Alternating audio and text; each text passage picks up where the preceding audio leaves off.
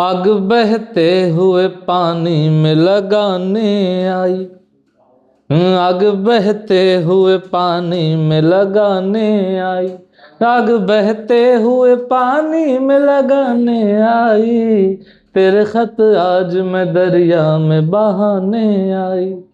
इसी शायरी के साथ शुरू करते हैं आज की क्लास। आईवीएसए वालों के लिए जो कॉम्प्लेक्स सेंटेंस की रिक्वेस्ट करी गई थी उसे लॉक कर दिया गया है और शुरू करते हैं आज की क्लास, जिसमें आपको 10 सेंटेंसेस मिलेंगे कॉम्प्लेक्स सेंटेंस के, जिसमें आपको थोड़े मोटे ग्रामर की सुध बुध भी दी जाएगी। और ये जो शायरी मैंने सुनाई है ये गजल है, गजल के कुछ लाइन्स हैं अंजुम रहबर जी की, आप अगर उन्हें सुनेंगे तो कुछ ऐसा ही आपको मजा आ जाएगा। ठीक है, तो चलिए क्लास को शुरू करते हैं। पहली स्लाइड जिसमें पहला सेंटेंस ये रहा। अब यहाँ पे मैंने आपके लिए किया क्या है, आप दोनों बातें समझेंगे। यहाँ पे रॉन्ग और राइट दोनों सेंटेंसेस ऑलरेडी मेंशन्ड हैं, क्योंकि लिखने में टाइम लगेगा और जो है समझाने में भी टाइम लगेगा, तो टाइम बचाते हुए ज्यादा से ज्यादा समझने के लिए स्लाइड्स ऑलरेडी प्रिपेयर कर दी गई है। ठीक है, तो अब यहां पर क्या है आपको समझना, जो गलतियां आप करते आए हैं पैसेजेस में, शायद आपको यहां से कुछ सीखने को मिलेगा भी और आपको समझ में भी आएगा कि आप कहां गलतियां कर रहे हैं। ठीक है, तो देखेंगे आप यहां पर कि जब तक प्रशासन स्थिति की गंभीरता को पूरी तरह नहीं समझेगा तब तक समस्या का दीर्घकालिक समाधान संभव नहीं होगा। कुछ ऐसे ही टाइप के जैसे सेंटेंसेस आपको देखने को मिलते हैं तो आपके दिमाग की नसें जो हैं वो थोड़ी थोड़ी थोड़ी थोड़ी थोड़ी कमजोर हो जाती हैं और फिर आपको क्या लगता है कि सर इसको ट्रांसलेट कैसे करें, बड़ी दिक्कत आती है। तो गलत ट्रांसलेट कैसे करते हैं लोग वो जरा देखना। जब तक प्रशासन स्थिति की गंभीरता को पूरी तरह नहीं समझेगा तब तक समस्या का दीर्घकालिक समाधान संभव नहीं होगा। तो लोग यहां से शुरू कर देंगे कि until the administration will not understand। ठीक है भाई, क्योंकि यहां पे क्या दिखता है, लोगों को समझेगा, उनको लगता है दिस इज फ्यूचर टेंस। क्या लगता है भाई, दिस इज फ्यूचर टेंस। क्या चिपका दे भाई, विल चिपका देते हैं। ठीक है, जबकि आपको पता होना चाहिए कि एक कंडीशनल सेंटेंस, कंडीशन यहां पर है कि जब तक आप ऐसे नहीं करेंगे तब तक ऐसा नहीं होगा। ये कंडीशनल सेंटेंस है और इसमें अगर आप until का भी इस्तेमाल करते हैं तो भी आप will का इस्तेमाल नहीं कर सकते भाई। ठीक है, दूसरी बात कि यहां पर जब तक प्रशासन का मतलब है अगर नहीं, जब तक मतलब यहां टाइम से, until और unless में। अब आप राइट वाला सेंटेंस पढ़िए फिर मैं आपको until और unless का डिफरेंस भी समझाता हूं।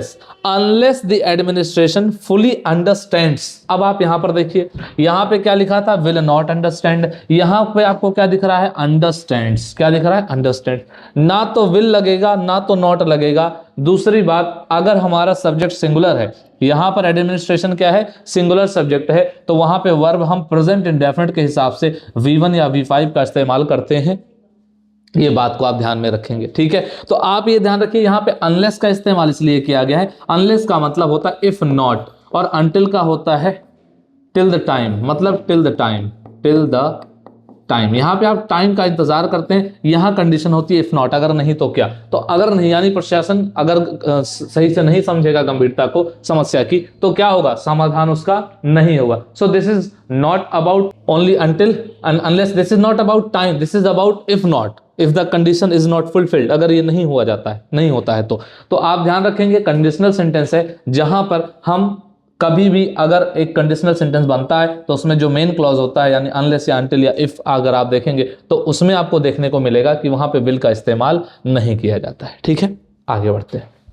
दूसरा, इसमें और कोई बात तो रहने गई समझाने के लिए आपको, तो आप पाएंगे कि सर तो कहां पे क्या बात चल रही थी यहां पर, तो आप बोलेंगे sir the long term solution नहीं, आ लॉन्ग टर्म सॉल्यूशन होगा। ठीक है, क्योंकि ऐसा कोई फिक्स द हम कहां लगाते हैं, तो आप बोलेंगे सर द वहां लगाते हैं जो किसी चीज को डेफिनेट कर देता है, स्पेसिफिक कर देता है, डेफिनेट कर देता है। तो आप ये बोलेंगे सर ये इसको डेफिनेट कर पा रहा है क्या, तो हम बोलेंगे ऐसा कोई सॉल्यूशन तो होता नहीं है स्पेसिफिक, तो कोई सा भी एक लॉन्ग टर्म का सॉल्यूशन हमें अगर मतलब long term solution will not be possible, तो एक लॉन्ग टर्म का जो सॉल्यूशन है वो पॉसिबल नहीं हो सकेगा, कहने का ये मतलब। ठीक है, तो यहां पर आपने दो चीजें सीखी। एक, पहली बात कि अगर अनटिल या अनलेस का इस्तेमाल होता है तो वहां पे आप विल का इस्तेमाल नहीं करेंगे भाई। दूसरी बात कि कंडीशन आपको ध्यान में रखना है, क्या यहाँ टाइम के इंतजार के बारे में बात हो रही है या फिर एक कंडीशन हो रही है जहां पे अगर ऐसा हुआ ही नहीं तो ये नहीं होगा। तो इफ नॉट का अगर सेंस दे रहा है तो आप वहां पे क्या लगाएंगे, अनलेस का इस्तेमाल करेंगे, इसका ध्यान रखेंगे। दूसरी बात, अनटिल या अनलेस का अगर इस्तेमाल होता है तो मोस्ट प्रोबेबल है वर्ब की फिफ्थ या फर्स्ट फॉर्म इस्तेमाल होती है, प्रेजेंट इंडेफिनिट इस्तेमाल होता है। दूसरी बात हमने क्या सीखी कि द किसी चीज को स्पेसिफाई करने के लिए लगाया जाता है और यहां पर ऐसा कोई स्पेसिफिक लॉन्ग टर्म का मतलब सॉल्यूशन होता नहीं है पर्टिकुलरली, ठीक है। तो इस पर कोई आगे भी चर्चा नहीं करी गई थी कि वहां हम द लगा दें, so you can not use the. आगे चलिए नेक्स्ट, जो निर्णय पर्याप्त विचार विमर्श के बिना लिए जाते हैं वो भविष्य में विवाद का कारण बन सकते हैं। अब देखो सेंटेंस को पढ़ो, कॉम्प्लेक्स सेंटेंस है। क्या सेंटेंस है भाई, जो निर्णय। अब कई बार लोगों को लगेगा, यहां से स्टार्ट कर देते हैं, द डिसीजंस, क्या लिख देते हैं भाई, the decisions which are taken without enough decision they can become reason of dispute in the future। ठीक है, तो आप बोलेंगे सर इसमें क्या दिक्कत है भाई, तो इसमें सबसे पहली दिक्कत यह है कि आप यहां पर दा नहीं लगा सकते, क्योंकि ऐसे कोई डिसीजन से स्पेसिफिक नहीं है जिनको अगर लिया जाए तो आगे जीवन में दिक्कत होगी ही होगी। ठीक है, तो ऐसा कोई तो फिक्स डिसीजन नहीं है ना कि यही वो डिसीजंस हैं, तो इसके आगे आप दा का इस्तेमाल नहीं कर सकते। इसलिए सीधा सेंटेंस कहां से स्टार्ट करेंगे, डिसीजंस। कहां से शुरू करेंगे, आप बोलेंगे सर डिसीजंस। ठीक है, अब विच आर टेकन आपको इस्तेमाल नहीं करना है। ठीक है, तो सीधा आपको क्या लिखना है, क्योंकि the decisions which are taken, सीधा लिखना है decisions taken without adequate decision. ठीक है, डिस्कशन विदाउट एडिक्वेट डिस्कशन। अब अगर आप ऐसा क्योंकि अगर आप विच लगाओगे तो आगे ले जाकर के आपको उसके लिए एक और सब्जेक्ट देना पड़ेगा। ठीक है, तो आप इसका इस्तेमाल यहां पर इसलिए नहीं करेंगे, तो सीधा क्या लिखेंगे, डिसीजंस टेकन विदाउट एडिक्वेट। अब यहां इनफ के जगह एडिक्वेट का इस्तेमाल किया गया है। आप इनफ का भी इस्तेमाल कर सकते हैं, वैसे हमारे ट्रांसलेशन में तो चल ही जाएगा, बट इसके जगह पे आपको एडिक्वेट का इस्तेमाल करना चाहिए। Discussion can become a cause of, यहां क्या लिखा है, they can become reason of dispute in the future, वहां पे आपको कॉज ऑफ लिखना चाहिए। ये थोड़ा सा ज्यादा स्टैंडर्ड लेवल का है। ठीक है, ये स्टैंडर्ड लेवल का है, अ cause of dispute in the future. बात समझ में आई आपके। चलिए अगला बताइए। आप बोलेंगे सर हालांकि सरकार द्वारा कई प्रयास किए गए फिर भी अपेक्षित परिणाम प्राप्त नहीं हो सके। यानी इससे पता चलता है कि सरकार ने कई सारी कोशिशें करी उन्होंने, लेकिन जो भी एक्सपेक्टेड हमारा जो भी था, ठीक है, क्या रिजल्ट था वो हमें मिला नहीं। तो आप क्या बोलेंगे, अब यहां पे लिखा है although many efforts were made by the government but, तो आप बोलेंगे सर इसमें क्या प्रॉब्लम है, इस सेंटेंस में क्या दिक्कत है, although many efforts were made by the government but the expected results could not be achieved. तो आप क्या बोलेंगे कि सर यहां गलत ये है कि ऑल्दो के सेंटेंस में कभी भी हम बट का इस्तेमाल नहीं करते हैं। ठीक है, यानी ऑल्दो जिस क्लॉज में होगा उसके बाद हम बट का इस्तेमाल नहीं करते हैं, वहां सिर्फ और सिर्फ कॉमा लगा दिया जाता है। तो आप सेंटेंस को पढ़िए, ऑल्दो मेनी एफर्ट्स, मेनी की जगह सेवरल आप लगा सकते हैं, ऐसे मेनी एफर्ट्स में कोई दिक्कत नहीं है। ठीक है, बट फिर भी थोड़ा सा उसको मॉडिफाई किया गया है। ठीक, तो ऑल्दो मेनी एफर्ट्स, तो यहाँ पे सेवरल लगाएंगे, तो स्टैंडर्ड इंग्लिश में आपको सेवरल लिखना चाहिए। ठीक है, इसलिए मैं आपको वोकैबुलरी के मैंने क्लासेस भी इसीलिए दी हैं, सो दैट आप उसको कर सकें। सो although several efforts were made by the government the expected results could not be achieved, this is passive voice. तो यहां से तो कोई दिक्कत नहीं है, द एक्सपेक्टेड, ठीक है, रिजल्ट्स, तो यहां आपको बट का इस्तेमाल नहीं करना है। ठीक है भाई, फिर भी के लिए बट का इस्तेमाल यहां पर नहीं करना है, एज इट इज छोड़ देना है। चलो अगला, यदि समय रहते आवश्यक कदम उठाए गए होते तो परिस्थिति इतनी जटिल नहीं बनती। अब ये बात हो रही है, दिस इज द कंडीशन, ये भी एक सवाल है, कंडीशन है कि बात हो रही है कि अगर मतलब कोई घटना जो घट चुकी है पास्ट में, बात हो रही है कि अगर ये पहले ही इस पर सीरियसनेस दिखाई गई होती, आवश्यक कदम उठाए गए होते, नेसेसरी स्टेप्स लिए गए होते, तो आप क्या बोलेंगे सर, तो परिस्थिति जो आज इतनी जटिल हो चुकी है वो नहीं होती, उतनी कॉम्प्लेक्स नहीं होती। यानी कि जैसे आप ये सेंटेंस नहीं बनाएंगे, आप अगर शुरुआत से मेरे वीडियोस नहीं देख रहे हैं, लगातार मेहनत नहीं कर रहे हैं, तो आपके भी आगे जा करके परिस्थिति अगर कॉम्प्लेक्स हो गई तो उसके लिए मैं जिम्मेदार नहीं होऊंगा, आप खुद होंगे। तो आप क्या बोलेंगे, सर ये रॉन्ग कैसे, तो आप देखो क्या लिखा, if necessary steps were taken. अब वर टेकन जो है ये भी पास्ट में ही है, लेकिन ये जो कंडीशन है ना, ये पास्ट की अनरियल कंडीशन को बताता है। मतलब कोई घटना जो हो चुकी है पहले ही, अब उसको जाके वापस ठीक नहीं कर सकते, अनरियल है। यदि समय आवश्यक रहते आवश्यक कदम उठाए गए होते, this is in past perfect में बनता है, यानी had been taken past perfect का पैसिव वॉइस इस्तेमाल किया गया है। द सिचुएशन डज नॉट, अब एक सेंटेंस पास्ट में है, यहाँ डज नॉट है, ये तो वैसे ही गलत हो गया। तो आप बोलेंगे कि if necessary steps were taken in time the situation does not become so complex, ये सेंटेंस गलत हो गया। अब आप ध्यान क्या रखना, अगर यहाँ पे हैड बीन के साथ वर्ब की थर्ड फॉर्म यानी पैसिव वॉइस, अगर पैसिव वॉइस बनाई गई है इसमें, तो आप बोलेंगे the situation would not have. तो यहां ध्यान देना, अगर पास्ट में है so would not have plus verb की थर्ड फॉर्म इस्तेमाल होगी, बिकम का थर्ड फॉर्म भी बिकम ही होता है। ठीक है भाई, तो आप बोलेंगे if necessary steps had been taken in time the situation would not have become so complex. ठीक है, अगली स्लाइड बताओ, सेंटेंस नंबर 5। ठीक है, आप क्या करो, जैसे ये आ रहा है ना, आप पॉज करो, पहले से ट्रांसलेट करो, फिर आप राइट रॉन्ग देखना। पहले खुद से ट्रांसलेट करो, तब आपको पता चलेगा आपने राइट ट्रांसलेट किया या रॉन्ग ट्रांसलेट किया, फिर बताना 10 में से आपके कितने सही हुए। ठीक है, जो जानकारी आधिकारिक रूप से सत्यापित नहीं होती उस पर विश्वास करना उचित नहीं है। आप कुछ लोग बोलेंगे जो जानकारी, तो यहां से शुरू कर देंगे द इंफॉर्मेशन। ठीक है, तो इंफॉर्मेशन एक ऐसा नाउन है जिसके आगे आर्टिकल ही नहीं लगता है। ठीक है, वैसे तो मतलब अगर पहले से उसके बारे में कोई जिक्र हुआ हो तो लगाया भी जा सकता है, नहीं तो नहीं। अ इंफॉर्मेशन, एन इंफॉर्मेशन, ऐसा कुछ नहीं होता। ठीक है, तो आप यहाँ पे क्या बोलेंगे सीधा कि यहाँ पे दा का इस्तेमाल नहीं होगा। Information which is not officially verified. ठीक है, अब यहाँ पे विच का इस्तेमाल किया गया, तो इन्फॉर्मेशन के लिए विच का नहीं दैट का इस्तेमाल होता है। तो आप पाओगे सर यहाँ पे पहली बात तो दा नहीं होना चाहिए, दूसरी बात विच के जगह दैट होना चाहिए। Is not officially verified, is not officially verified. ठीक है, अब यहाँ इट आपने लगाया है। ठीक है, क्यों लगाया इट आपने, इंफॉर्मेशन के लिए लगाया। इंफॉर्मेशन कैसा नाउन है, अनकाउंटेबल नाउन है, इसीलिए वहां पे द इंफॉर्मेशन नहीं लगाना है और यहाँ पे इट भी नहीं लगाना है, सीधा लिखना है is not appropriate to trust. ठीक है, चलो आगे बढ़ो।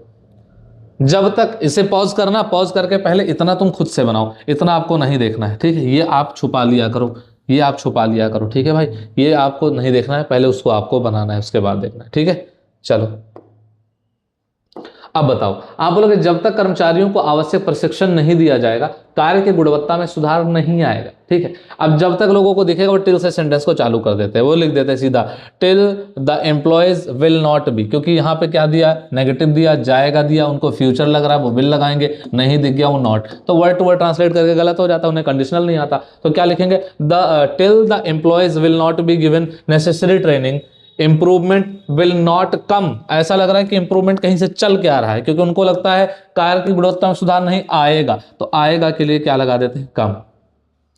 कम नहीं लगेगा वहां पे भाई। ठीक है, तो वहां पे क्या लगेगा सर जी, वो बता दो, बताते हैं भाई। तो आप क्या बोलेंगे, आप बोलेंगे सर अनलेस, पहली बात तो जब तक, यानी कि वो पर्टिकुलर कंडीशन, इफ नॉट, अगर नहीं हुआ तो क्या होगा। ठीक है, तो इफ नॉट के सेंस में बनेगा unless employees are given, passive voice है, विल नॉट बी गिवन ये फ्यूचर है, आपको फ्यूचर में नहीं बनाना। ठीक है, क्योंकि जैसे ही कंडीशन आएगा आपको प्रेजेंट डेफिनेट में चले जाना है। तो unless employees are given necessary training, जब तक नेसेसरी ट्रेनिंग नहीं दी जाती है, there will be no improvement. यहां क्या लिखा था, इंप्रूवमेंट विल नॉट कम, तो इसके जगह पे आपको क्या लिखना चाहिए, there will be no improvement in the quality of work, यानी जो कोई इंप्रूवमेंट है वो नहीं होगी क्वालिटी ऑफ वर्क, यानी वर्क की गुणवत्ता में, यानी क्वालिटी में। ठीक है भाई, बात समझ में आई, इस तरह से नहीं बनाना है। अगला ये बनाओ, क्वेश्चन नंबर 7 बनाओ फटाफट। तो